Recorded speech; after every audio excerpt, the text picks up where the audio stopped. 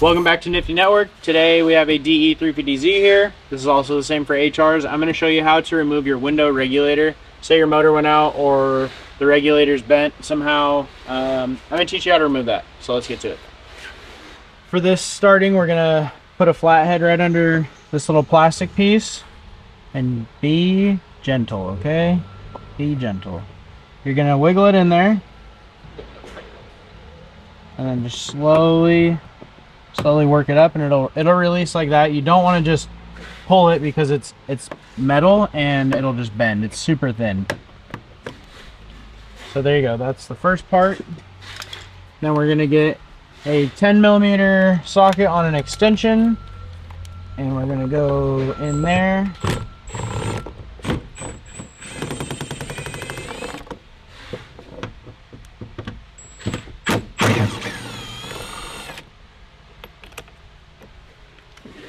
And let me show you. You basically just pull forward on this.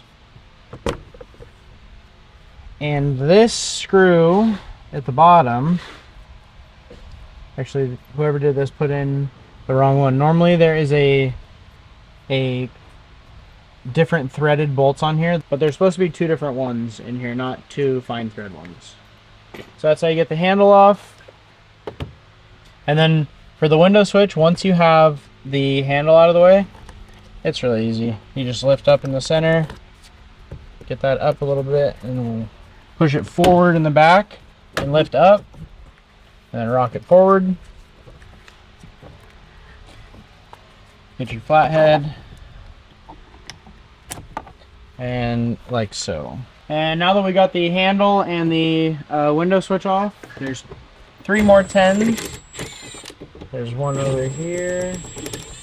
So this is the one that they should have put on that handle. And the reason I know that is because it's not coming out. You see how it's just falling in? We'll have to probably pull on the door panel. So whoever had this off first must have stripped something. Which is kind of good to show because these cars are old and a lot of people have gotten to them. There's going to be another screw or another bolt under here. Lift the handle and there's a little plastic trim piece that you have to pop out like that. And there's another 10mm way back in there. Alright, so that is out. And then what I like to do is I'll start at the bottom. I'll start at the bottom of the door panel, and you'll feel like a little opening in here. I'll put that in there, the pry tool, and then just start prying back. So you're gonna pry it back all the way until you see only the top holding on, and then lift up in the rear,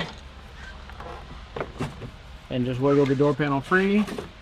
Don't pull too far away because your door lock actuator is hooked up to here.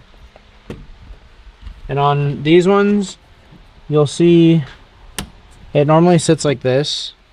And in order to take that off, you just kind of wiggle and slide it up that slot. Like that. Your window switch is already disconnected. And there you go. We've got the door panel off, the handle off, the window switch off. You don't need to take the tweeter off or the mirror off.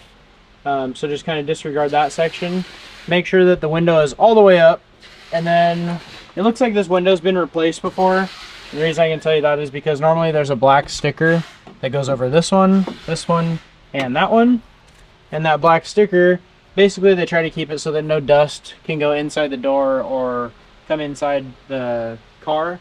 So there's stickers over all these little pieces right here. Somebody had removed those already, but if yours was there, you would have one here and here and there and there and here and there. Anyways, we'll get to this one right here. So we'll take that top right one off. And then next to the regulator track, there's going to be another hole with a 10mm. And then right above the grommet where the window motor goes in, there's going to be the third one. And it's okay if that drops off because we're going to have to take the whole door apart anyways. And then once you have those 3 out, slide it up, and your window's out. Putting our flathead in there, spinning that sideways, unplugging the window motor, and I tuck it behind these wires right here. And then we're gonna come down here with our pry tool, and we're gonna pop our harness off of there.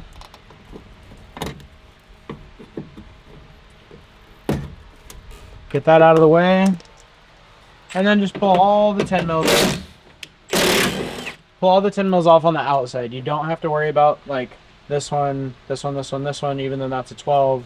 You don't have to pull that off. So basically, wherever the border of it is, just start in one spot and work your way around.